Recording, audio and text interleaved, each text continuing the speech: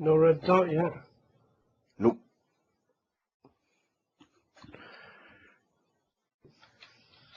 Thank you, everybody. Welcome to yet another LIDNUG event and presentation. It's February 2012 now. Tonight we have software architect and Microsoft MVP, security MVP, Troy Hunt, and Peter Shaw, an independent solution consultant, and also our very own LIDNUG group manager, presenting on security. We're very much looking forward to this event starting. Before we kick off, I'm just going to do a bit of housekeeping. I want to thank our sponsors as usually, Orgsweb, Generic, and Safari Books Online for their continued contributions to the community. Thank you very much, gentlemen. And upcoming events, March the 12th, we have Travis Spencer doing developing with OAuth for your application.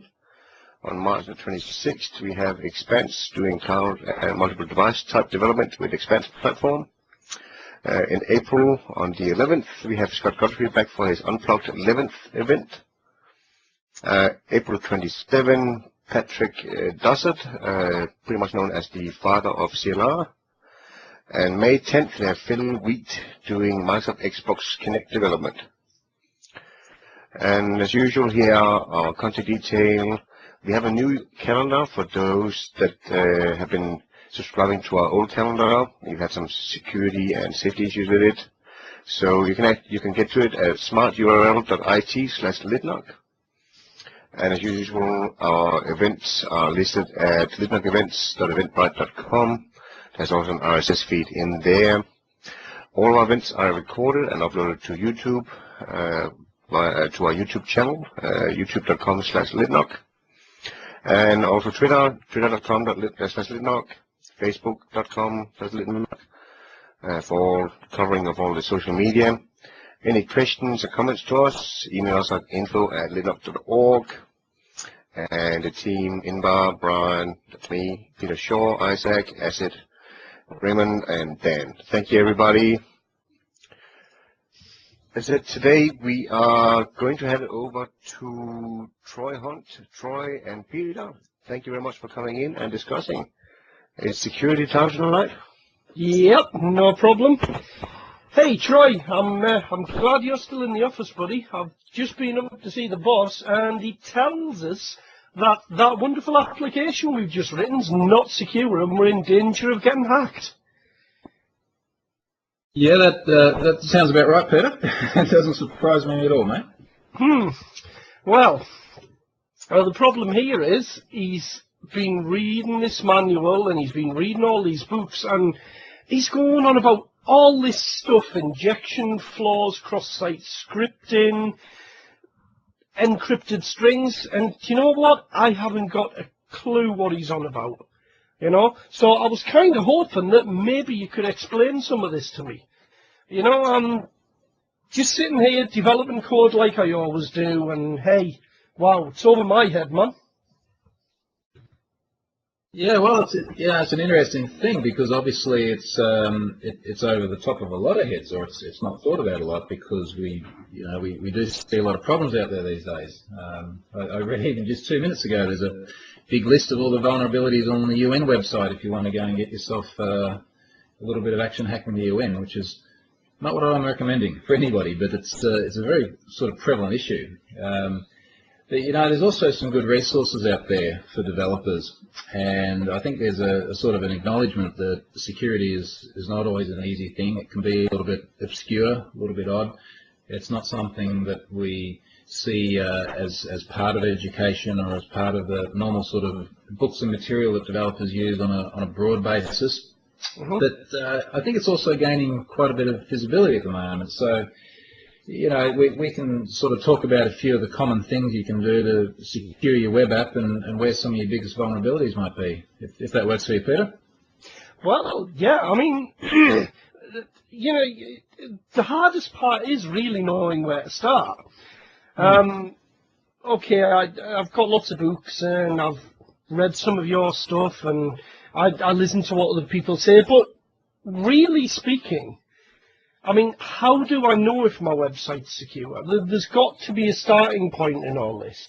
You know, I mean, do I sit down and do I build my security in? Do I create my website and add security? You know, is it my responsibility? Do I have to bring other people in the team? It's, you know, there's really no clear guidelines on this. I think it's a yes to all of those. You know, it's not a cut and dry sort of situation. And in terms of is my website secure, well, I think it's a little bit of a sort of misleading assumption that you're in a state of either secure or insecure, as it's some sort of, you know, Boolean position. And the reality of it is that most of what we're trying to do with security is making things increasingly difficult for bad people to do bad things to good sites. So, you know, I think one of the things we'll probably talk about a lot today is about minimizing risk and doing so within the bounds of practical sort of financial and usability constraints. But, you know, one of the best places to start, Peter, because it's just a very straightforward and somewhat canonical resource, is to start with the OWASP Top 10. So, you know, OWASP is the Open Web Application Security Project, and these guys have done a really good job of putting together a list of the top 10 web application security risks. That's a really good place to start. Yeah, that's that book, isn't it? I think when we were talking over a cup of coffee the other day, you were on about that. In fact, yes. We've actually made it available for download here on the handout section to anybody that wants it. So if anybody would like to download that while we're talking about it, and they can go through the things with us as we mention them. You still there, mate? Yeah, you were doing a good job. I was letting you talk. Yeah, so look, the OWASP Top 10 is a really good place to start. And there's a few good reasons for that. So one good reason is that regardless of whether we're working with everybody's favourite technology.net or one of the other varieties of web technologies, OWASP Top 10 still applies equally. So it is a technology agnostic list of risks, which is both good and bad. You know, it's good that we can all sort of refer to the same sort of set of risks and how we mitigate against those, and you know, the Java guys and the PHP guys and the .NET guys can all sort of take the same well-proven paths. It can be a little bit bad on the other side as well, though, because you can't sort of have one canonical resource that goes into the depth of how to protect against every one of these risks for every one of these technologies. So when we talk, again, about our favourite technology.net, there is a little bit of a gap there that I've been trying to fill in terms of let's start to give detail about how we mitigate against the risk. So what specifically we do in .NET, in SQL Server, to make sure that our data is protected. Well, I mean, I was led to believe that it was just encryption all the way. You know, encrypt your connection strings, encrypt your database, encrypt your data streams if you can. You know, HTTPS all the time, that kind of thing. And now all of a sudden, well, HTTPS can be broken, hashes can be broken, encryption can be broken. I mean, what gives, man? Encryption's supposed to be secure, right? Well, this is the interesting thing. So, look, encryption is a very important part of security, but it's also only one element. You know, encryption is not going to protect you from a cross-site scripting attack or a SQL injection attack. It can mitigate the fallout if these things happen in certain places, but it's not sort of the panacea that some people might like.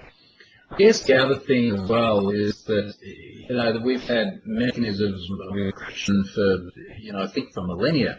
You know, this thing's been around for a long time, and there's been a very, very long history of people deciphering or breaking encryption as well.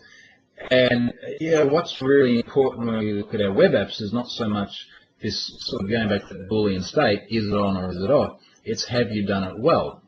So, you know, the example you just made about things like SSL, is SSL broken?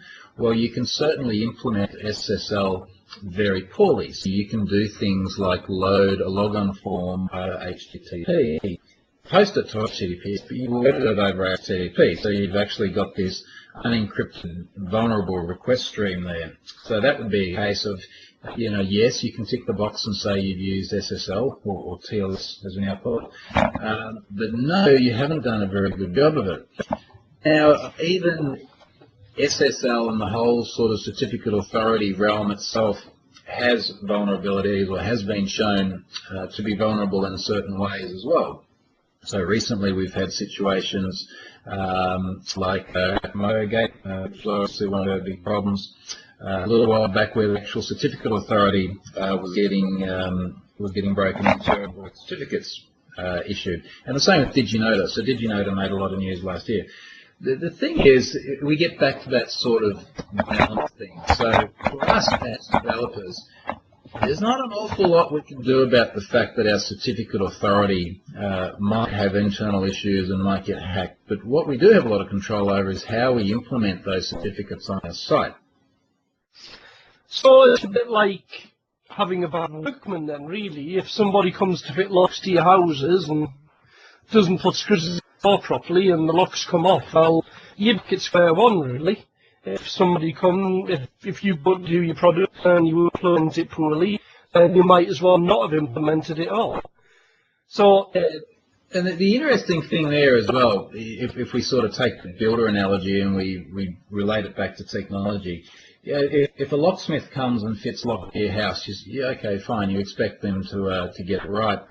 The analogy we've almost got is it's sort of like the generalist builder who's coming out and he's putting in the window and he's pouring the foundation and tiling the roof, and some level in there he's going to put locks on. And I think that's what's happening a lot with our development.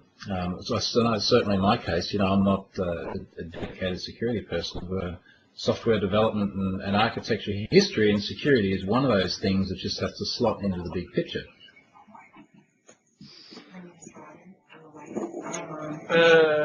Who's unmuted?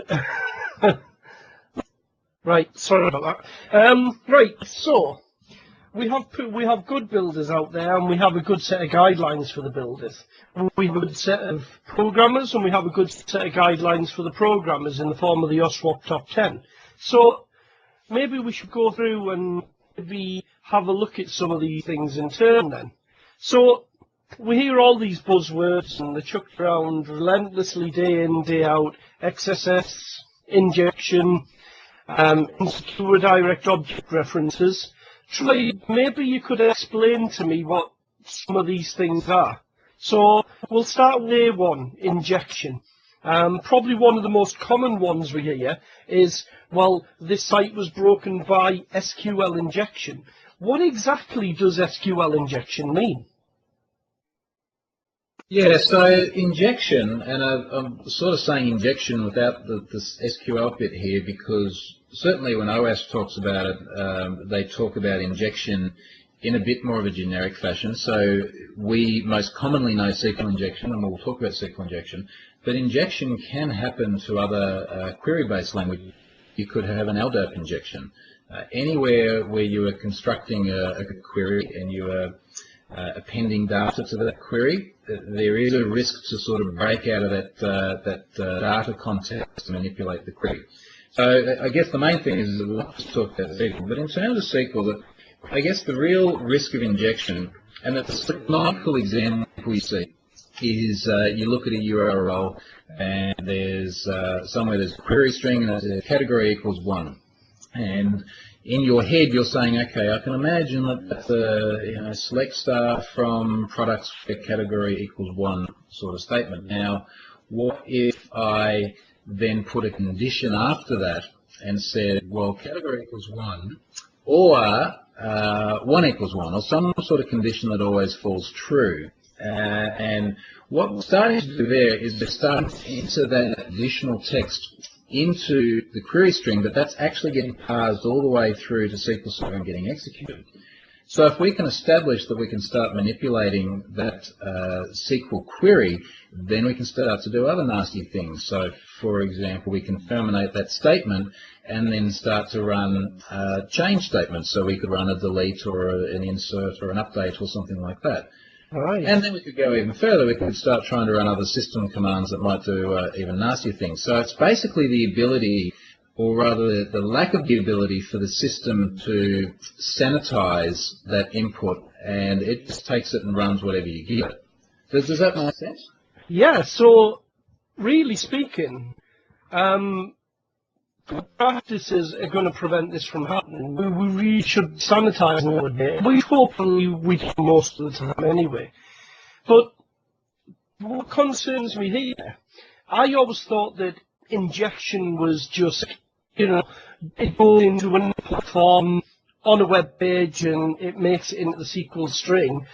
But now you're telling me these things can come from LDAP, they can come from backends, they can come from other systems, web services. How, obviously we will have to find a way of sanitizing data from everything now, because we simply can't take anything for granted. Well, that's certainly true. In terms of where, I think there's maybe a distinction to make here in terms of where an injection attack can come from and where it targets. So an injection This attack... will be the attack vectors thing, right? Sure. So, the target will obviously be a SQL server, or it may be an LDAP server, it may be any other sort of query language. Where it is going to come from is any untrusted data source, quote-unquote untrusted data source. So an untrusted data source is simply any source where someone does have the opportunity to manipulate the data values. So, you've mentioned there are web forms, there are query strings. It could come from a web service insofar as you could consume an external web service, be dependent on the data within that web service, and that data could have a malicious string in it. It can also come from places such as browser headers. So if you're looking for, say, the language of the client, and you're taking that browser header and plugging that straight into your SQL as part of a concatenated string, that would be a risky situation, because obviously you can construct your own browser headers. The other example is it could come from something like an ID3 tag or an X tag, a GIF file, or an MP3. So if you're reading that data, you could easily construct an MP3 and put a malicious ID3 tag on it. So all of these different places are considered untrusted data, and you spoke about sanitizing. And the idea of sanitizing is to say, well, look, every time that we get any form of untrusted data, which is pretty much any time anything comes into the system, we need to make sure that it actually complies with the structure that we expect. So an example before, we were talking about things like categories. We're expecting an integer. Okay, so the most important thing is to say, okay, when I get this number, make sure it's an integer. So obviously we've got constructs within .NET to easily do that. We've got regular expressions if the data structure is a little bit more complex. We've got lots of ways to make sure the data coming in is what we actually expect. Yeah, now I was watching a presentation last night about that, and it was a JavaScript one. And the main onus was that even an integer can't be trusted to be an integer. And I found that quite difficult to get my head around. Surely there is no way that an integer can be used to trick something into executing some of the code. A number's a number after all.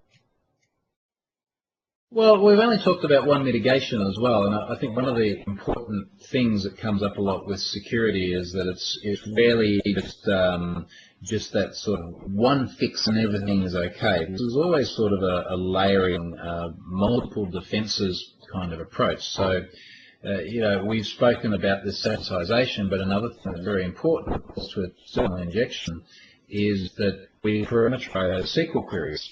So injection becomes a vulnerability simply because people say, let's say this is in code behind somewhere, select star from category or from product category ID equals, and then they terminate that string and they append the value that's coming from the untrusted data source. Now, when you do that, you create this ability to break out of that data structure and actually enter that query structure. So, move away from just having that sort of integer value and start to change the way the query executes. So once we start moving towards parameterization, we can start talking about things like obviously stored procedures have a mechanism of passing parameters which won't allow us to break out of the query structure. You can still write inline SQL in your code behind if you really want to, but you probably shouldn't just because of security. And you can still parameterize inline SQL. And of course the other option is a lot of people are using ORMs. So if you're using Entity Framework or even Linux to SQL or any of those sort of ORMs, your queries do get parameterized. Now the other thing is that you can still break those. So you can still use link to SQL, you can still execute a SQL string in the data context of a link to SQL context, and you can, of course, within a stored procedure, still concatenate strings. So you're not totally out of the woods by parameterizing, but it's certainly a really big step in the right direction. I see. So, well, that helped clear that up a bit. So, if that's the case then, cross-site scripting must be something similar to injection. I mean, given the fact that cross-site scripting is also a means of getting untrusted foreign data, then surely cross-site scripting and injection are the same thing? Yes? No? Well, they're not the same thing, but some of the mitigations are the same. So cross-site scripting now talks about how can we manipulate the way the browser is going to behave by passing in some malicious content. So one of the cross-site scripting examples, and again, it's sort of the canonical example that you often see, is you look up in the address bar, and there's a string in the address bar. That string is reproduced somewhere on the page. Someone goes in and changes that string in the address bar to something like a little script tag with an alert box, and suddenly an alert box pops up on the page. So that's a sort of cross-site scripting 101 example in practice, and it's the one we very often see. Now, of course, the solution to that is actually the same as one of the solutions in the previous point, which is you've got to sanitize that data. So if you're passing in something like an email address, so a very good example is often you'll say you'll get one of those junk emails. You know, I really don't want to hear about. Well, I won't say what must be. I get tons of them every day. So yeah, you get one of those. Now let's assume it's something that you have actually subscribed to. They've done the right thing and they've got an unsubscribe link. And you hit that, and then you look at your address bar in the browser, and at the end of the URL is something like email equals, and your email address is sitting off the end of that. Now, very often that sort of thing, it's quite easy to change that email address and actually manipulate the contents of the page. Not just the data, but the actual structure and the markup of the page. Or in the previous example, things that are happening in the DOM, like that script event. But in the case of an email, again, it's sanitization. So we know that an email conforms to a particular spec. We know that there are many regexes available to simply validate emails. Just validate it before putting it on the page. And if it doesn't conform to an email spec, then get out of there and do something not evil. And run for the hills. Makes a lot of sense. Definitely makes a lot of sense. The thing about XSS, Peter, that's very specific to this vulnerability and has absolutely nothing to do with SQL injection is output encoding. And what output encoding does... So yeah, output encoding. So output encoding, and many of you have probably been doing this without actually knowing it, because a lot of .NET controls, ASP.NET controllers do it natively, and MVC does it natively. But what output encoding does is it ensures that if I wanted to, say, pass that script tag in the query string, it will simply render that script tag to the screen, not to the HTML markup. So, you know, that opening pointy bracket will be an ampersand less than. So it's simply escape the characters. And output encoding, you know, it's not just pure security. There are valid uses for output encoding where everybody's doing the right thing. So, you know, what happens if somebody wants to type a string that does have an angle bracket in it? If you don't output encode that before you actually write it to the HTML, then the browser is going to parse it as part of the markup. So I've noticed that my inline editor does that quite a lot. Yeah, so that's a good example. And, you know, again, it has a legitimate purpose, but that output encoding is going to make sure that what we enter in terms of the data is represented on the screen and not represented in the source code where the browser then parses it. And the thing about output encoding as well is you've got to be a little bit cautious about the context you're encoding for. So we all know that the way that we would escape certain characters in HTML is different to the way that we would escape them in JavaScript. It's different to the way that we would escape them in CSS. So if we're taking untrusted data and we're putting it in our HTML, then we'd use, whatever output encoding mechanism we want to use for HTML. We've got to use a different one for JavaScript, a different one for CSS. So something like the anti-XSS framework from Microsoft is a good way of doing that, because it's got all these little methods in there to say, hey, this is JavaScript, escape for JavaScript, or this is CSS, escape for CSS.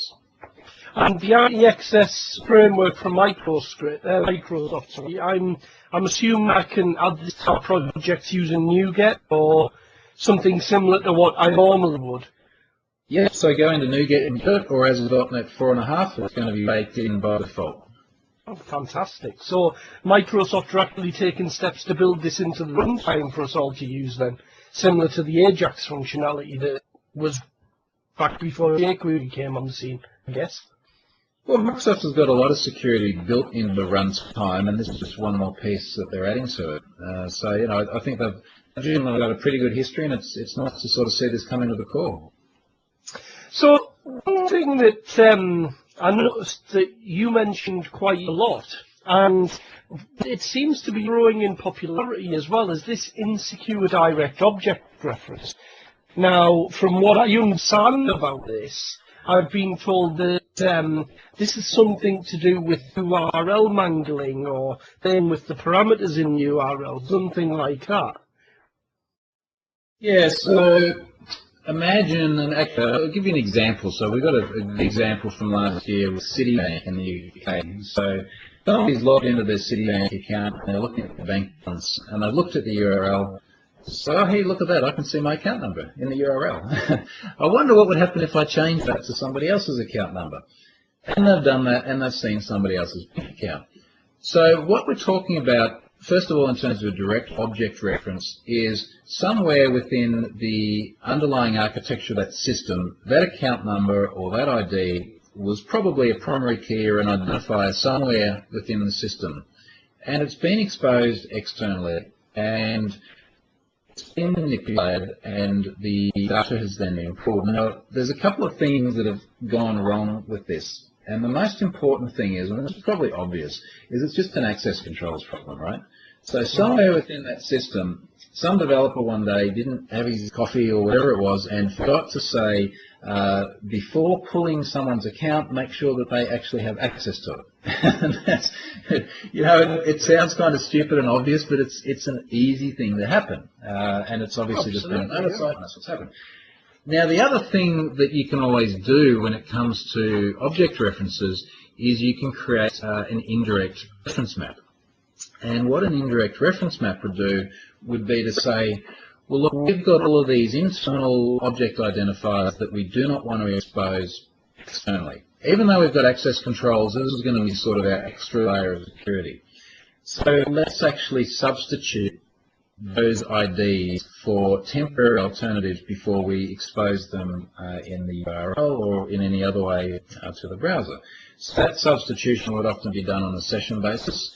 And what we might do is say, okay, well, look, we're going to change my account ID to some great big random cryptographically strong string, and that's what we're going to output into the HTML. And every time somebody sends that back to me, we're going to go back to our session and we're going to resolve that back to our internal ID and pull the correct record from the database.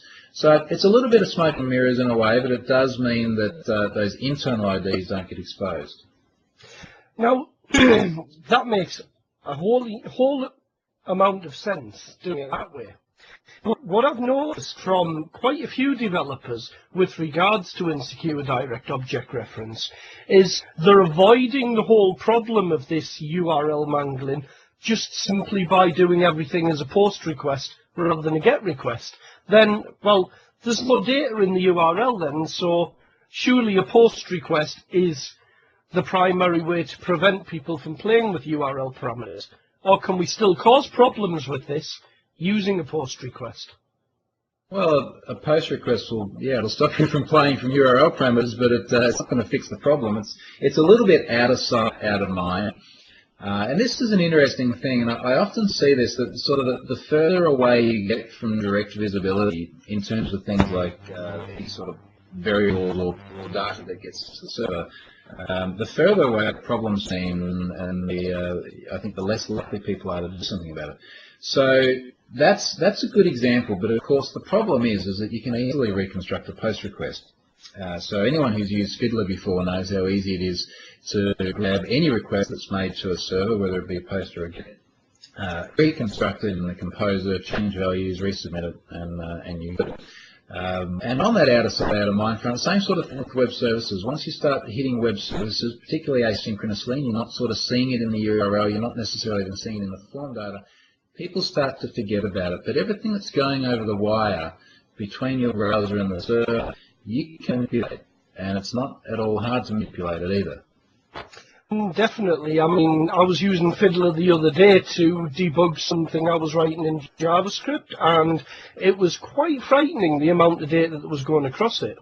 And I know previously, having worked in the networking arena, that tools like Wireshark and Ettercap can produce even more data, including the TCP headers. So it doesn't surprise me one bit that Post is just as insecure as using GET, and it really is down to dealing with the data in the back end and not letting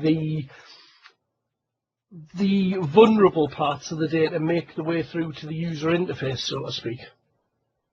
Yeah, it's interesting to your point about the amount of data that's going backwards and forwards. If you want to have a bit of fun, set up Fiddler as a proxy and then set your iPhone or Android or your Windows Mobile to use that proxy, and have a look at the amount of information that your device is sending backwards and forwards over HTTP and how much of that is insecure, and you can just start manipulating it, and that'll keep you amused for hours, that one. Well, it does me anyway.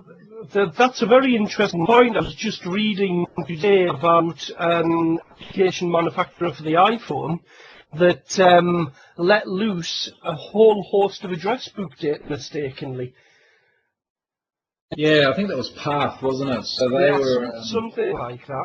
That hasn't gone down in a while. Now, you know, that's interesting as well, because that doesn't actually. This appears to be one of these insecure by design sort of positions where these guys have very consciously done this. So they have said, we want to, well, actually, they haven't really said it, but what they've done is they've said, okay, we want to take your address book data from your phone, take it to our servers, and then do stuff with it. Now, it seems that they had a pretty legitimate purpose in terms of they were ethical with it, so that they did it to try and improve the service that they were offering, but they didn't tell people about it. And when somebody did go and fire up one of these proxies and have a look at what his iPhone app was doing, he sort of said, oh, holy crap, look what's going on here. And I noticed just this morning that Path seems to have issued a very big apology and deleted all of that data from their server. So, you know, you can get caught out if it goes over the wire. It's free game. You can see what's going on there. Of course, that's not the first problem we've seen like that. If I remember rightly, I think I remember you pointing out a vulnerability with the camera system in a multi-story car park at a supermarket even, where the application was releasing photographs of people's vehicles, and anybody who was so minded could have watched that vehicle and known the person wasn't home. So this is as a direct consequence of a flaw in software. We've caused a break-in and a flaw in real life, even. But, you know, in both those cases as well, Peter, I don't think it was so much a case of the flaw in the software. It was just an assumption that people will do no evil. You know, it was an assumption that it is okay to do this, it's not going to be a problem. And when someone actually drills into it a little bit and says, well, hang on a second, you can actually get all this data very easily as a result of what you're doing, and then you could do this and that and that and that. And people sort of go, oh, hold on, you know, now it's a problem. You can almost sort of imagine some of these systems, and I'm not necessarily meaning those terms specific, but it's one of those things that just seems like a really good idea at the time. You know, you're out having a few beers, hey, what if we did this, and we got all this data, and wouldn't it be awesome? And then after the thing goes out, and after somebody comes along and says, hey, you've got dramas, then they go, oh, you know, maybe we didn't do that so securely, and it's a bit of a problem. So it's one of those sort of, I think, one of those securities and afterthought sort of scenarios. So I guess what you're saying here then is security is not just a thing that needs to be taken care of in the development phase of an application.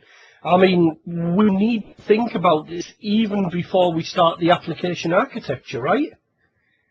Yeah, look, it's something that you've got to start very, very early on. And, you know, a very sort of simple example is we're talking application architecture. Somewhere within there, we're going to be talking probably about how we create accounts and how we store passwords. And that's a sort of decision that needs to be made really before you're writing code. It's got to happen very, very early on. And I think what's happening a lot of the time here is this sort of security piece isn't a conscious, explicit exercise. And it's, you know, I also don't think it's sort of the one thing we should focus on. It needs to be in there with things like optimization and everything else that you do in order to make the application robust and scalable and you know, stable. And that's really part of it. So, what broken authentication there?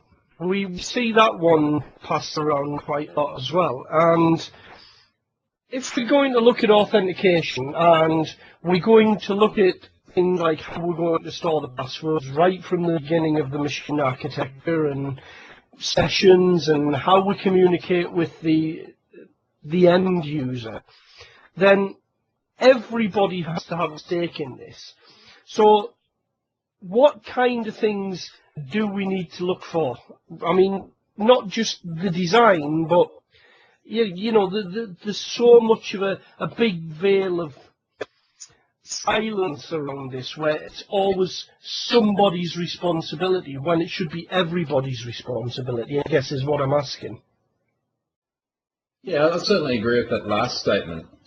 In terms of broken authentication and session management, which is the third on the OS top 10 list, it's a little bit of a generic area in that it sort of covers a bunch of different things. But to me, it's sort of the first place to start when you're building an authentication system is to stop building it and use what Microsoft gives you. So, you know, again, we're in a .NET context here. Microsoft gives you the membership provider. And if you forget about security for a moment, this is an awesome little piece of technology because it means that you can open up Visual Studio, you start a brand new ASP.NET web application or MVC application. You can go to the Visual Studio command prompt and run ASP.NET Reg SQL to create your database, and literally within 4 minutes you have got an application running that has got registration, authentication, logout facilities. You know, it's got all the nuts and bolts and all the foundation of how you do authentication. And it takes care of all things like how do we store passwords properly. So it stores them as a hash and it uses a cryptographically random sort. You know, two really, really, really basic things that don't happen in a lot of cases. The last big case we saw where that didn't happen was Stratfor. So, you know, all of this stuff just happens out of the box by using the membership provider. So start there, save yourself a heap of time and get it secure day one. But I had one of my developers come to me the other day and he actually turned around at me and said, I don't want to use a membership provider. So I quizzed him a little bit about it, and, well, he said it's too big, it's too cumbersome, it really takes too much effort to make it do what I want, but perhaps the biggest thing I don't like about it is I can't add my own custom stuff to it. Is any of this true? Well, he can, because it is based on the provider model. You can override the behaviors of it. You know, you can extend it to do your own thing. You can plug it into another data repository as well if you want. So it is quite a flexible model. But look, having said that, it's not going to fit 100% of cases, right? It's going to fit a lot of cases, and it's certainly going to fit a lot of cases where it hasn't been used and probably should have. But at the end of the day, there are still going to be times where you might need to write the thing from scratch. And when you come to writing from scratch, it's really, really important that you understand these concepts of things like hashing and secure algorithms and salting. And to be honest, even if you use the membership provider, they're pretty good sort of foundational computer science concepts to have. I see. So there really is no excuse for not using the membership provider there. Well, I think there are others, just not all. How's that? I suppose it falls back into the whole RAD scenario, though, doesn't it? I mean, more and more these days, we live in an ever-growing world where it's a case of, well, why reinvent the wheel? And it does still amuse me to see why so many people do, in fact, still reinvent the wheel. And not just with security, but session management, user interface management, database management, a whole raft of things, you know? So I guess if we stopped reinventing the wheel and used more of what we had available and used more of what we already knew was secure, then I guess that's a big chunk of our problem solved for us, right? Yeah, you know, I really like what you said about the rapid application development as well, because it's kind of a win-win, right? It's like, hey, there is a lot of stuff that is built into this technology, which we know and love, that actually makes it a much faster exercise to build your software, and sort of gives you this implicit security as well. So membership provider we spoke about, MVC is fantastic at its output encoding. So yeah, when you use MVC, unless you're using the HTML.raw helper, you're going to get output encoding into your HTML, and that's just going to happen implicitly. So yeah, these things are fantastic, and using stuff that's in the framework is just win-win-win. And I think you've really got to start to think, when you want to start pulling that apart and changing it, you know, is this really a good idea? Do I really, really want to do this? And it's not just from the perspective of could I possibly make it insecure, but for me, and particularly for what I do on a day-to-day basis, knowing that systems adhere to very common patterns solves a whole bunch of other problems. There's problems around support, problems around bringing other people in to get involved in application. You know, if it's out-of-the-box membership provider, people go, oh, I know what that is, and they jump straight in, and things just work the way they expect it to. So, once we get the site up and running then, so we'll assume that we've used all these nice libraries and the membership provider and lots of lovely goodness that we haven't had to write ourselves. So we then get to the point of configuring the security and possibly things like cross-site request forgery and how secure are our cryptographic storage. I mean, if we're going to use our stuff, then how easy is it to misconfigure? You can misconfigure it in about 2 seconds flat. It's very, very easy. You know, even if you just think about your web.config for a moment, think about all the things you've got in your web.config that can be manipulated into an insecure fashion. So custom errors, for example. You turn custom errors off, and you're quite possibly starting to emit stack traces. Okay, so now we're starting to disclose how the code's working. Turning tracing on in a production environment. Again, say in a web forms app, now we're getting control trees and all these other sorts of internal things that people might then use to manipulate things further. Request validation. So turning request validation off, so suddenly now you can actually start to pass those script tags and other things via forms, via queries, which you couldn't do before. And all of these things are just very, very basic configuration activities.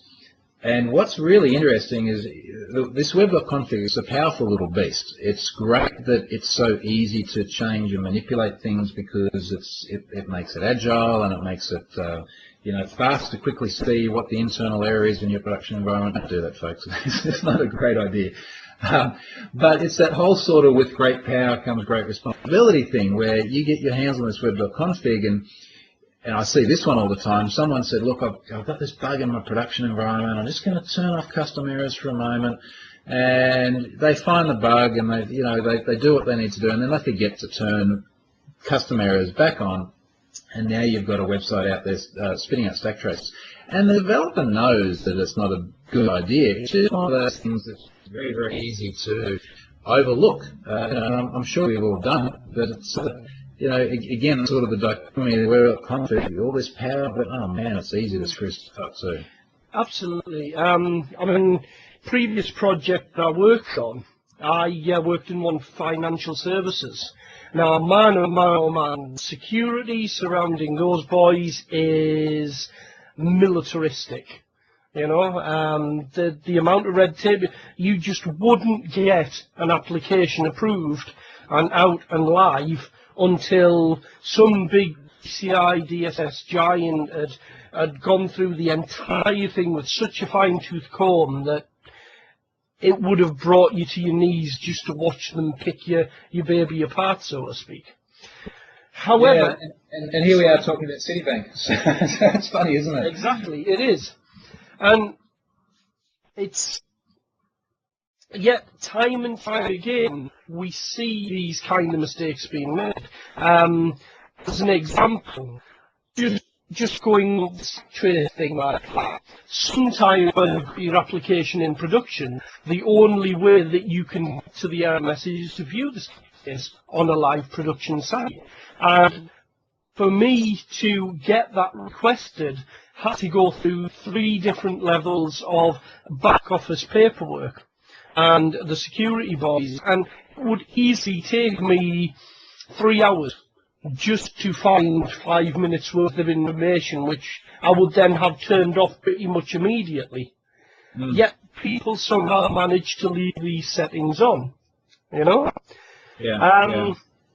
I've just been looking at the questions and answers here, and Chris Gomez is asking, when I use ASP.membership, some web scanners report session fixation, which is technically true as far as I can tell. Now, I've worked around this, but I'm wondering if there is a community solution. So I think what he's asking is there some ready-made libraries, such as what we were discussing just a moment ago there, that can help with this session fixation report? Yeah, look, it's interesting. So security scanners, in my experience, tend to be fairly generic. So they don't tend to be they don't tend to belong to a technology stack. They're simply looking at the behaviours of a website and reporting on what's going on. And I often find, well, I don't often find, but every now and then you sort of have reports coming back about issues with ASP.NET websites which are native behaviour. And it does make things a little bit tricky. So another one that sometimes comes up with the membership provider is that you can have multiple legitimate concurrent sessions. There's no way natively within the provider to disable that. The risk then is that if somebody's credentials are stolen and an attacker logs in, the first guy goes in and changes his password, the other session's still there. It's logged in, it's happy. There's nothing you can do about it. So look, out of the box there are, I wouldn't even so much call them holes, but it doesn't sort of go to the extent that I think some particularly dedicated security folks, proper security folks would really like. There are a few libraries out there that address this. Nothing that sort of comes to the top of my head around session fixation, but to be honest, for me, for something like that, my first move is usually to go to Stack Overflow and try and get a few other ideas from there. But it's a tricky one. There are things out of the box that not all security folks are going to like. So I guess the lesson to take away from that one there is then, don't just assume because it's a security product and because it says it's a security product that it is a security product, really. Don't take the default settings for granted, install it and spend some time in learning it. It's a question of degrees. So we're back to this sort of opening statement about it's not a factor of being secure or insecure, it's a measure. And the question simply becomes, is that measure high enough for the environment in which that app is going to go into? And what you'll often find is that there are people that are going to have an expectation that possibly exceeded yours. Again, particularly dedicated security folks. So, it doesn't stop once your application's launched, though. I mean, so we hear about all these attacks that come afterwards. Surely we should also be looking at it once our application's out there and monitoring it on a regular basis and looking for these threats. What kind of things can happen once our application's out there? And we think it's all good and we've secured it and nobody wants to try and hurt it anymore? Well, that's really when your top 10 gets tested, isn't it? You know, that's once it is public, and I find this really interesting. As soon as you have anything that is public, and by public I mean that anyone at a public terminal can access it. It doesn't mean that it's been promoted. It doesn't mean it's been indexed. It doesn't even mean that it has anything more than an IP address. Once it's publicly facing, it's fair game. And I've found many sites you'll stand up there and, you know, I'll look at the logs and hey, guess what? One of these scanners that looks for all these PHP admin exploits has gone through, and I've got sort of 50 requests for bizarre things on my ASP.NET application. And it's interesting. The way I know that is I have logging. So one of the things which for me is very valuable with application is making sure that there is logging of exceptions. So, and this goes back to your point as well, Peter, about look, you know, how hard is it just to turn off custom errors from those to figure out what an error is? Use something like Elmar. So Elmar, the error logging module and handler, free in NuGet, probably one of the top error loggers and handlers out there at the moment, along with the likes of Log4j. Using something like Elmar, you can have this really nice history of all the various errors that have gone on in your machine. And you can also log directly to it as well, but it will capture all your 404s, 500s and things like that. And I find that invaluable to be able to sort of recreate a little bit of history about what's been going on. So I can go into Elmar and I can see, okay, I've been hit by this bloody PHP worm again, which keeps looking for these PHP admin directories. I don't know what that is. But by the same token, things like IIS level logging as well. So, you know, do you have a log file that you can go back to and inspect once things start to go wrong? So, you know, having that ability to sort of apply some forensics and figure out, okay, what was happening, where was it coming from, what were they looking for? That's a really, really valuable asset, and it's so easy to turn on, and it fixes your problem as well, Peter, about now that the app's in production, they can't turn on custom errors. Absolutely. So get Elmar, that's good. And configure it properly as well, because if you don't configure Elmar properly, then your risk is, okay, well now I've actually got this nice little treasure trove of internal errors and line numbers and custom code that you can go in and just look at in the web browser. So make sure you lock Elmar down as well. So I guess with something like Elmar then, that's where the OSWOSP top 10.8 comes in. If you've got something like Elmar on your site, you really want to restrict your access to various logging resources and things like that you have on your application. Because you don't want the bad guys being able to see stored stack traces and build up a historic picture without doing any work, really, do you? Exactly. So, and you know, we go back to that Elmar example. I wrote something a few weeks back that looked at the number of websites that are out there with publicly accessible Elmar handlers. So it's on TroyHunt.com. You can find that. I think it's somewhere there on the first page. There's a very simple Google search, a little Google Doc, and suddenly you've got all of these Elmar pages there. Now, the interesting thing as well, a lot of these sort of vulnerabilities, sort of one thing led to another, once you've got an Elmar trace or an Elmar log, you can go in and have a look at things like cookies that were sent in the request. Now, once you can look at cookies, you can see things like the authentication token that's used in the membership provider. And once you can see that, if it's still valid, you can pick that up, put it in your own cookies in your browser, and hey presto, you've now got whatever rights that person had to the website. So that, you know, these sort of things cascade and chain a little bit. And it's not just Elmar as well. I've noticed this on lots of different things. I was doing some work looking at different CMS platforms a couple of weeks back, for example, for a project that I worked on. And one particular platform that I've started using that I happen to like a huge amount is Mojo Portal. Now, Mojo Portal has a setup page. And when you first install it, you call this default.aspx page within the setup folder. And just out of curiosity, I thought, I wonder what happens if I do an in-URL Google Doc for this particular string. And the amount of sites that I found running Mojo Portal that had this setup page enabled was truly scary, because running this setup page will set the default admin password back to the installation default admin password, which gives you complete access to the back end. And switching it off is ridiculously simple. The author of Mojo Portal has provided a Boolean true or false flag in the config file to turn it off and prevent it from being accessed.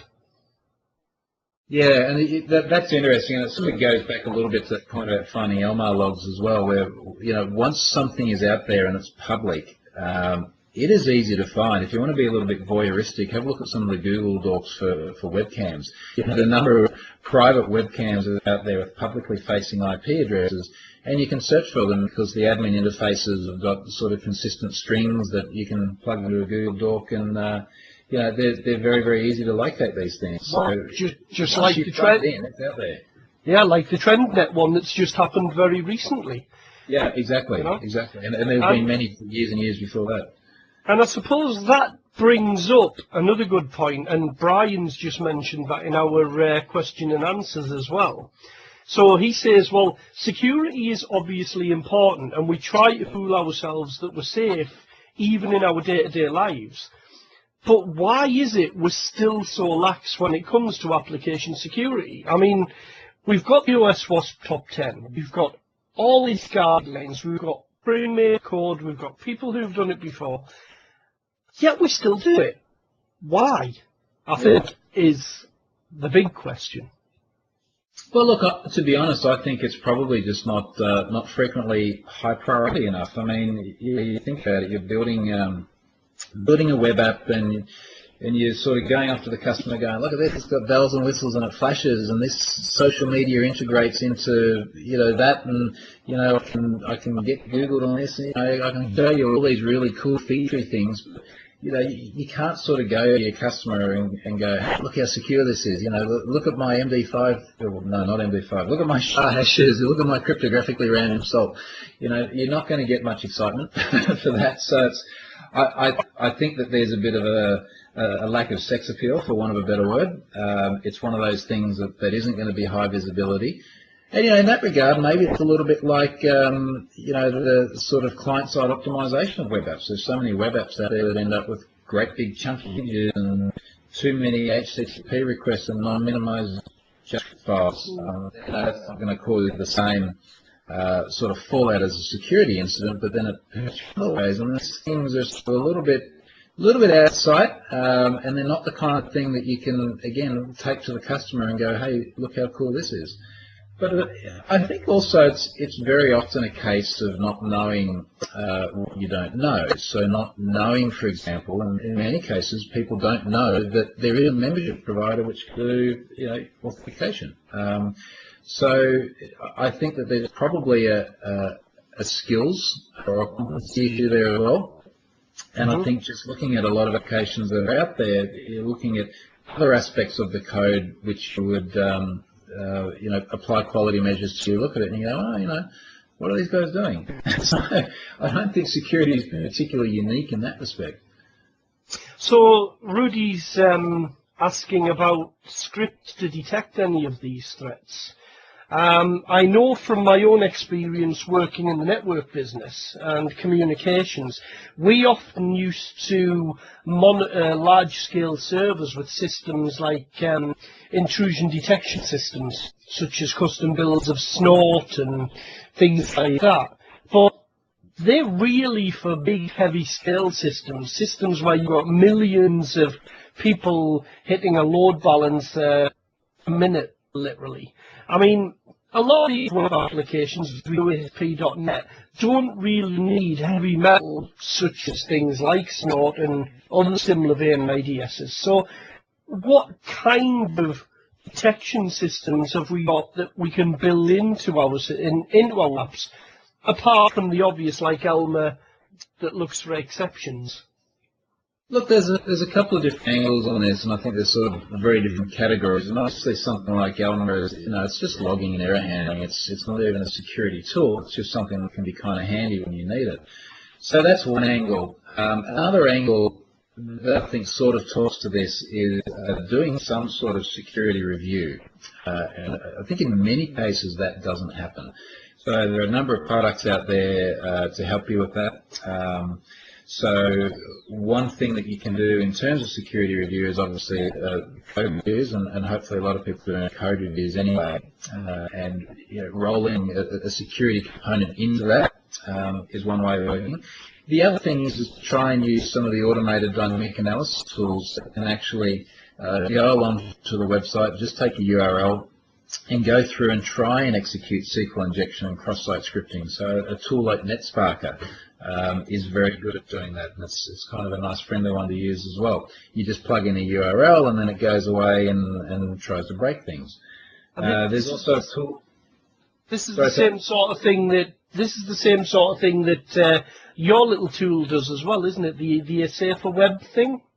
Yeah, so that's where I was about to go. So I've also written a tool that's online, and it's at safeweb.com. That's ASAFAWEB. And SaferWeb is the automated security analyzer for ASP.NET websites. And it's a basic little tool. It's certainly nothing like a NetSpark tool. And what a SaferWeb does is anyone can go there, plug in the URL of your website, and it will go and look for a whole bunch of configuration-related vulnerabilities. So, for example, it will say, hey, have you turned custom errors on? Or hey, have you got Elmar and you haven't secured it properly? So these are sort of very basic things, and it's, as a result, it's a free tool that anyone can go and use. But they're the sort of things that also slip through. So I think having some sort of conscious, I'm going to go and look at my security, and even if it's not something that you know how to do in detail, you can just get started, at least go sort of one step in the right direction. The sort of products that you're then talking about, then we get into things like web application firewall and intrusion protection systems and really fancy stuff.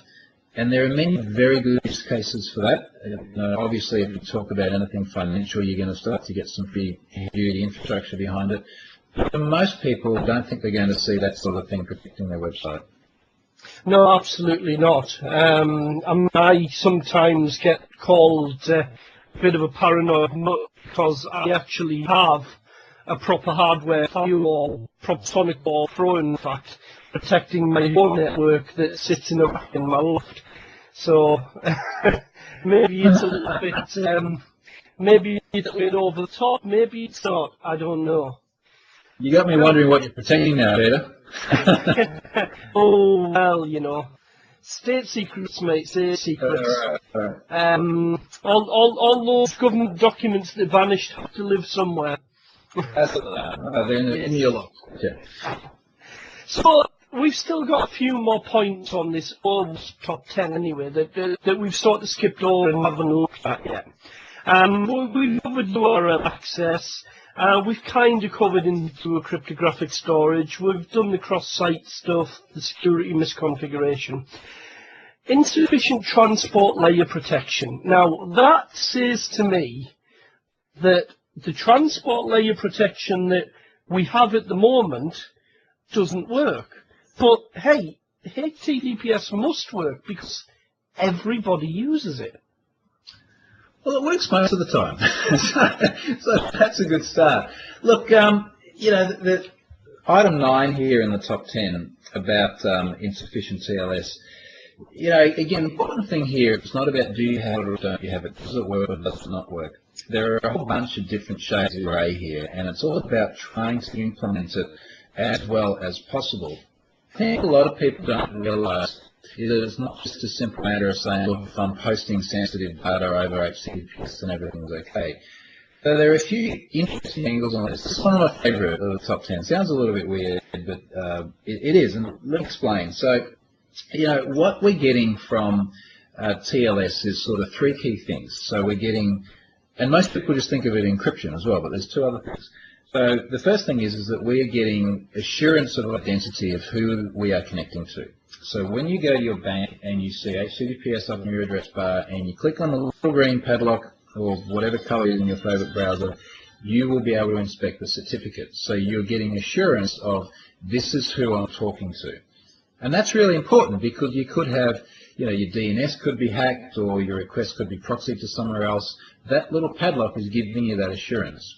So that's number one. Number two is you're getting assurance that the data that has transited between you and the host, backwards and forwards, either way, hasn't been either eavesdropped on or manipulated. And that manipulated thing is the really important thing. So it's really important to know, for example, that when you load your login form, it is a legitimate login form that is going to post to your bank. And having HTTPS gives you that assurance, so you can inspect that certificate and make sure it's your bank.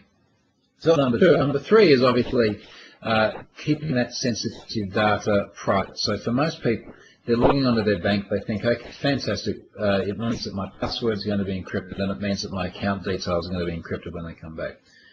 So they're the three different aspects, but these things can go wrong in a number of different ways that we have direct control over. There are other things we don't have direct control over I'll come back to.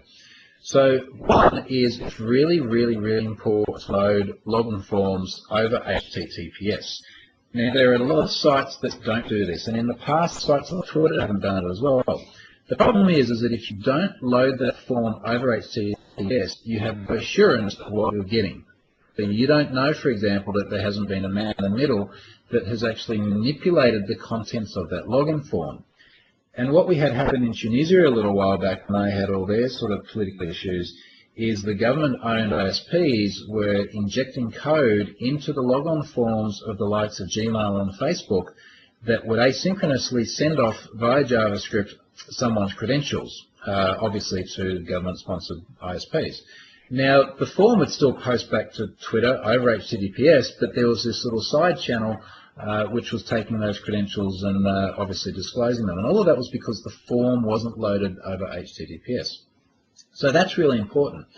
The other thing is, though, is that once you are authenticated, you have got to make sure that every single request that requires you to be authenticated remains over HTTPS. So a lot of people say, okay, well, look, once I log on, then that's okay because my password's been sent encrypted and that's all cool. Now I can just browse over HTTP. The problem is that in our sort of stateless world of HTTP, the only way those requests can be persisted and related and tied back to that one individual is by sending authentication tokens and the cookies. So if you're an ASP.NET application and you're a membership provider and you look at your cookies, you'll see a cookie there called ASPX auth. That is sort of the key to get back into the door. Now, if somebody else can get that, then they can go in and impersonate you. And that's what I was talking about before with Elmar. But what it means is, and this is something I've done in my post about this, is that you can go and sit at a public wireless point. So in my post, I went and sat in the car at McDonald's and look at the traffic. We're on about Firesheep here, right? Well, this is what Firesheep did. So Firesheep was able to look at the other traffic that's going backwards and forwards. It was able to look at these authentication tokens, grab that authentication token. Now, that doesn't give you your password. It just gives you the right to impersonate someone, go back and make requests on their behalf. So this is a big problem because you then basically hijack their session. So what's really important with that is that those cookies are marked as secure. So again, not an ASP.NET thing, but a sort of general web programming in general. Web programming thing. There is an attribute called secure, and when that attribute is set to secure, then those cookies cannot be read by the browser on a non-secure connection, which basically means it won't work. So basically, the answer to that one then is once you're in HTTPS, stay in HTTPS, I guess. Yeah, stay there until you're ready to log out. And of course, the other thing as well is that once you're in HTTPS, don't load anything else on the page that isn't HTTPS. So a lot of websites seem to do this, but what will happen is you'll be on a nice secure page, and then they'll put a big freaking ad in there which they load over HTTP. Now, the problem with that is that your little sort of security positive assurance indicator goes a bit red and it gets crosses on it and things like that. So your browser starts telling you, hey, there's a problem with this site. And it's doing that simply because it can't sort of ensure that everything on that page is authentic, that it has been loaded over HTTPS, because now you've got this little rogue unsecure element to the page.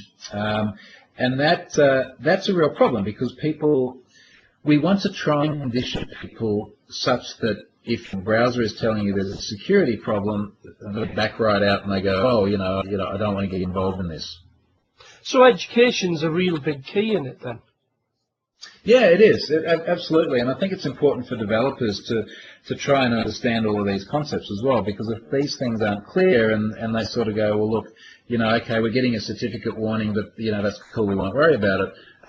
That's really sort of undermining the good work that a lot of people are trying to do in terms of educate particularly end users that your browser will tell you when something is wrong, and when it is wrong, you've got to get out of there quick smart.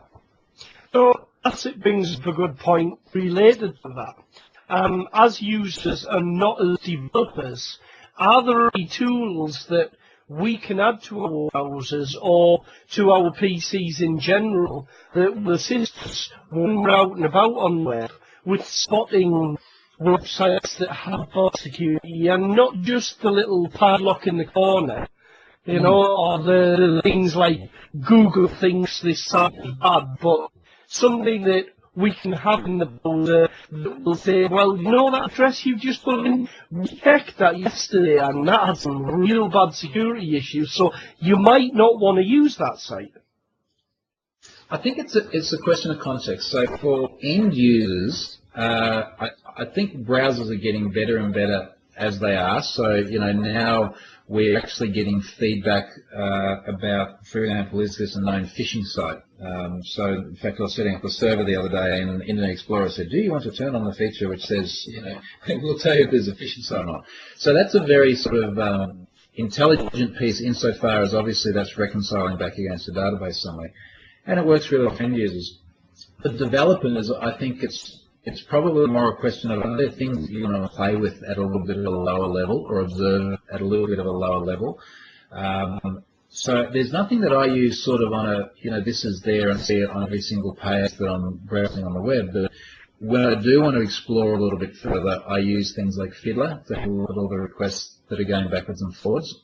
And Fiddler is it's an awesome piece of kit. Eric Ball's done a fantastic job on it. It's sort of the canonical HTTP request watcher.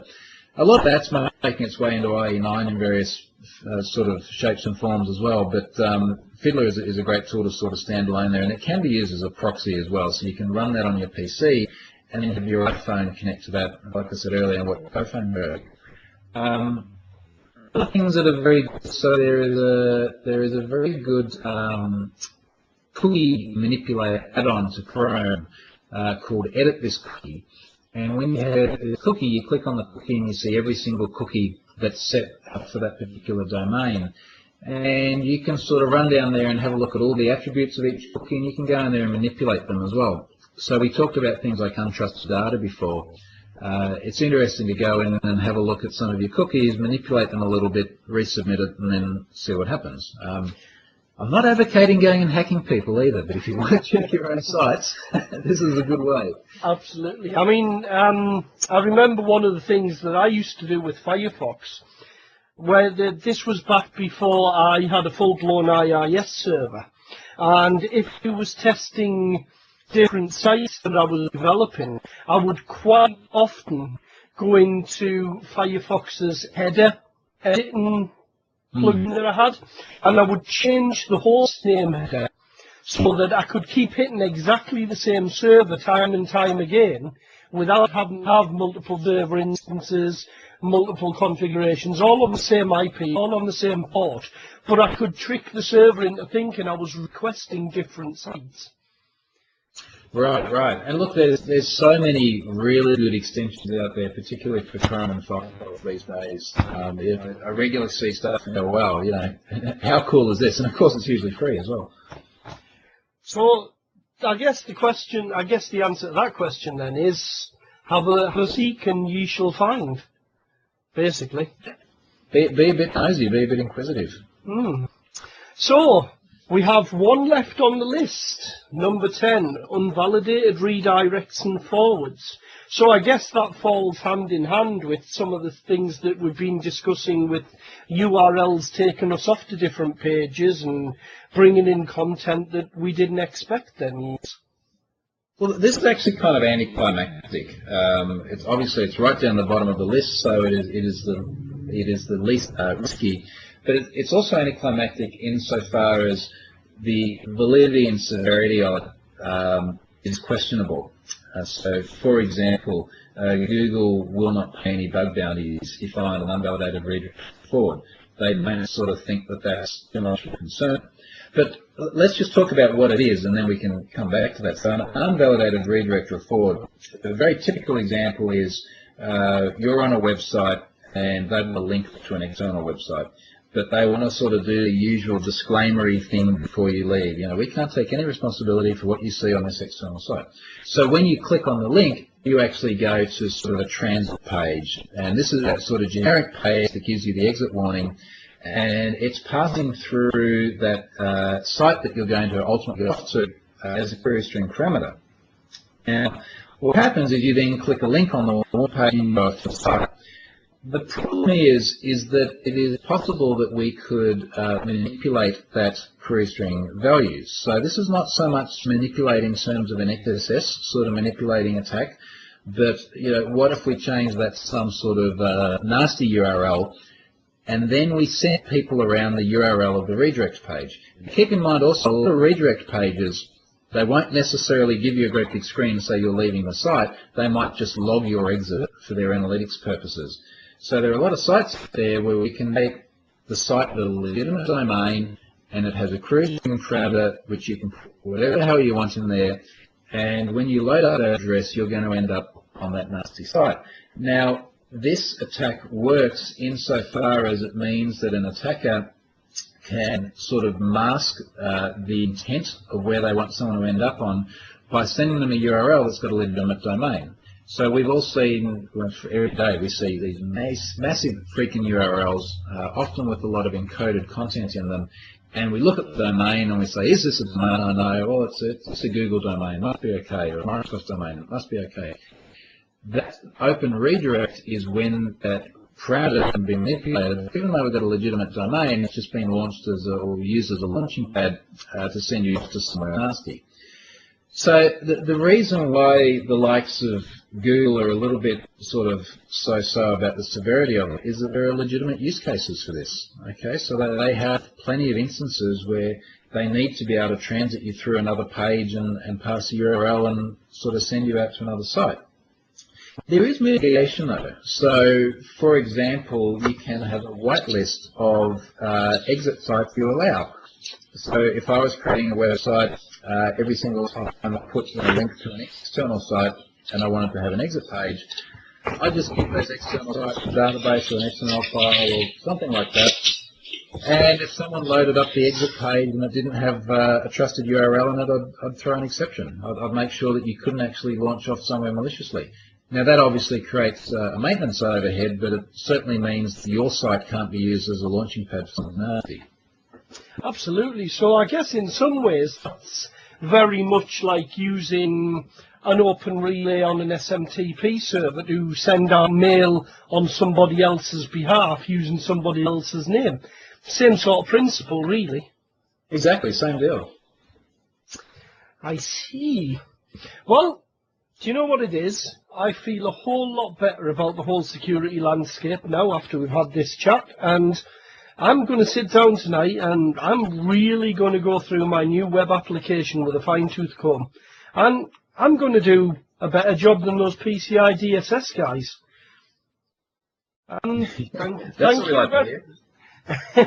Thank you very much for explaining all that to me.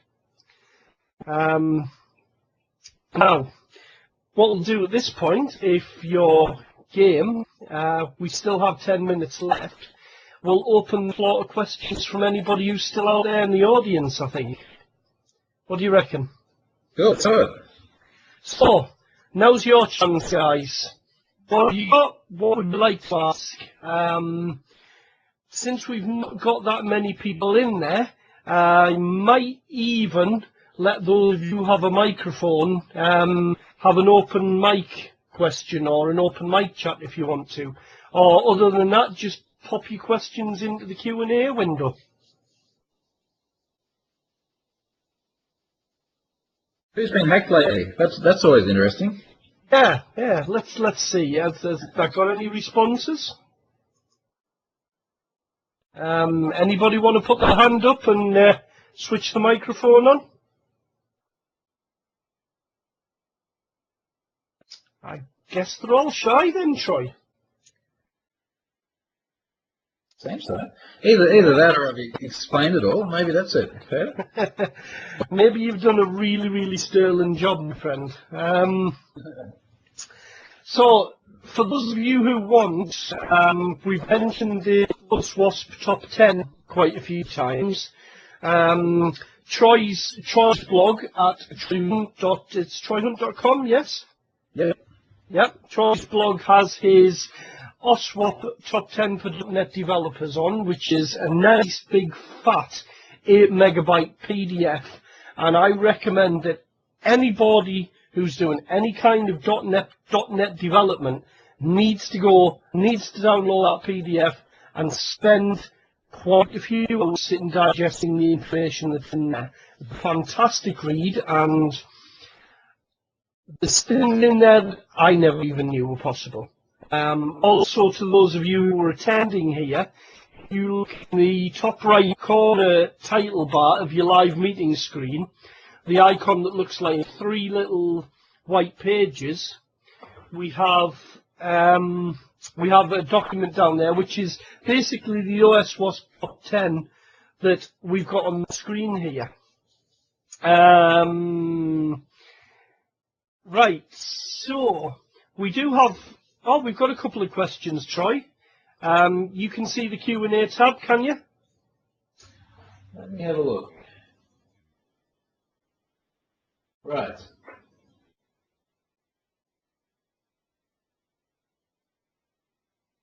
Yeah, I think those ones have been there for a while, Peter. No, Rob Crofton's Tony's questions have just come through. Assets want to know if we can give a URL of the utility. It was Asset that asked about, are there anything that we can put into the browser that will warn us of potentially insecure sites? But I think we agreed there that there's a number of different tools out there, and there isn't just one particular tool that will satisfy it all. From a consumer protection perspective, you know, the browsers are getting a lot better anyway at reporting that. So I think a lot of what's built in there natively, I'm not aware of things. I'm sure from the likes of Samantha and McAfee, they have the tools, but not that I'm aware of. No, nothing specific. There's various plugins that have whitelists and things like that. But you know, again, it's a question of shopping around. There's a whole host of products out there, you know. My own advice with regards to that is if you in any way suspect a site that you're going to, even just the tiniest little doubt at the back of your mind, don't visit it. Simple as that. So, are web browsers on mobile devices more secure then? That's actually a very interesting question, that. Well, mobile's a really interesting one. That's the new frontier, isn't it? Yeah, I mean, hardly a day goes by before we hear about some new application that's been written that's leeching data. And again, I guess it's an education thing more than anything. Because a lot of these app stores will put the screen up that says, well, do you want to allow your application to do A, B, and C? I need your address book, I need your SMS, I need your network. And if you look at that requirements list and then think, well, what does this application actually do? You know, that's where the education thing comes into it, marrying requests to functionality, I guess. What about you? You got any thoughts on that? Well, look, I think to the question about are mobile browsers any more secure, and sort of putting myself on the developer side of things, they're really they're vulnerable to all the same risks, right? So you can still have cross-site scripting vulnerabilities or anything like that appear within your mobile browser. Cross-site request forgery within the mobile browser.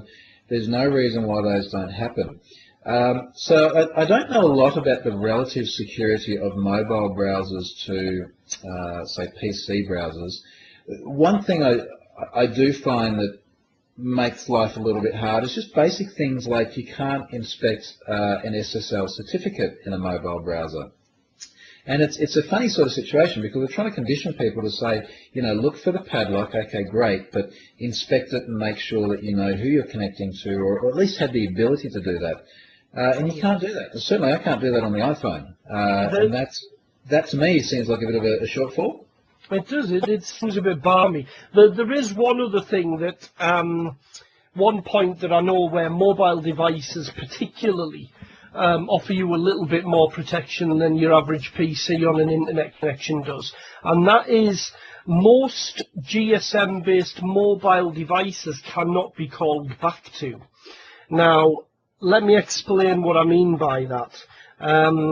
I worked in the mobile industry as an engineer for quite some time, and the way the internals of a mobile phone network work, you can have as many applications as you like listening on your data connection on your mobile phone, but nobody can connect to them in a manner that you can connect to, say, an open port on a PC that's connected to a broadband connection, simply because of the way the data network works. So that kind of protects you against exploits in the browser coming down via malware and what have you, and putting something on your device listening for people calling that service, if you like. That's not to say that... Sorry, go on. That's a factor of the GSM network, is it? Yes, that's actually down to the way the GSM network works. I'm not going to go into the technicalities of it because we'll be here for another hour. But then you go and jump on the Wi-Fi network and you got the same old problems. Well, yeah, because if you jump on your Wi-Fi network, then your Wi-Fi network's sharing a standard broadband connection. And as long as there is a path from your gateway router coming back into that device, then you're just as insecure to malware opening ports on your phone for people to call back to as your PC is. Unless we're at your place and we got a physical firewall. And then yes, physical firewall. So there you go. Good point to be thought there, folks. In fact, most routers that you get these days do actually have some form of hardware firewall in them. And a lot of people don't actually realize it's there because the installers will come in, they'll install your broadband, they'll put the default password on and they'll say, there you go, wash the hands of you, you're good to go. And most people don't give it a second thought to go into the configuration panel for the router via the web browser and just have a look and see if there's anything like this to turn on. Very often there is. If you've got something called port forwarding on your router, there's a very good chance that you've also got a hardware firewall built into it as well. So, Tony asks, well, I'll tell you what, Tony asks where to get the Chrome's Edit This Cookie tool. I would say that's just the Chrome plugins download site, would it? Yeah, just the extension manager. So there's either go into the extension manager and have a look for it, or if you go to my blog and you look at troyhunt.com and you look at part 9 of the OS Top 10, there's some screen grabs and a link to it in there as well. Great stuff. So, one last question from Dan before I wrap up, I think. Can you speak for a few short points why a 3-tier architecture is more secure than a 2-tier architecture? Now, what do you think about that one? I think he was talking to you, Peter. I'd like to see the angle. I'd like to see a bit more info on it. Yeah, it's a curious one, that, Dan.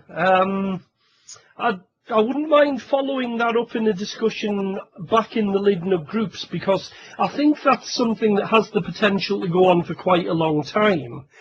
Certainly off the top of my head, 3 tiers versus 2 tiers. Well, if you've got 3 tiers, you've got 3 areas where you can inject security into the system as opposed to 2 areas where you can inject various security into the system.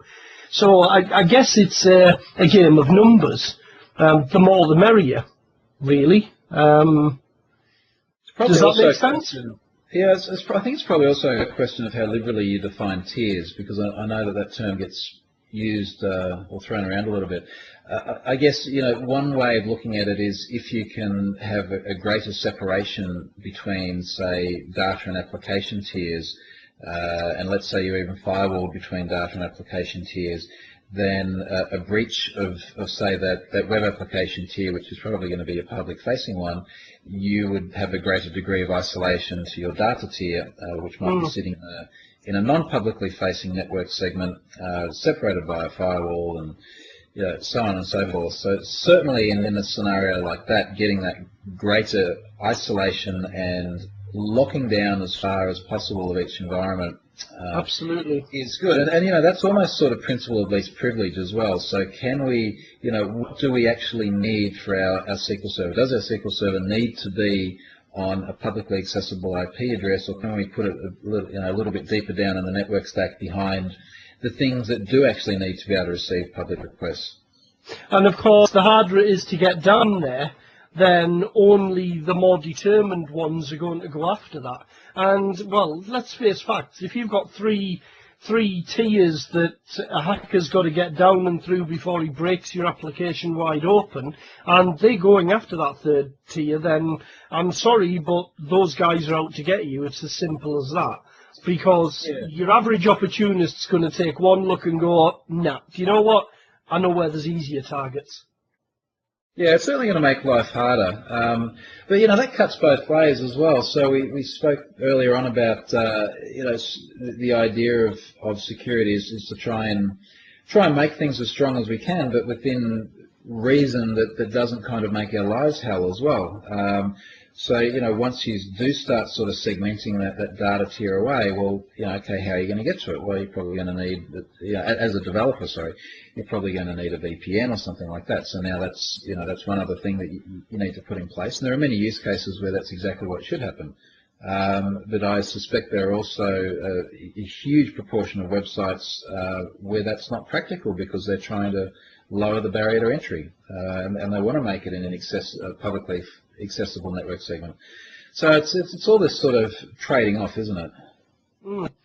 Absolutely. And, like we've said right since the beginning of this presentation, folks,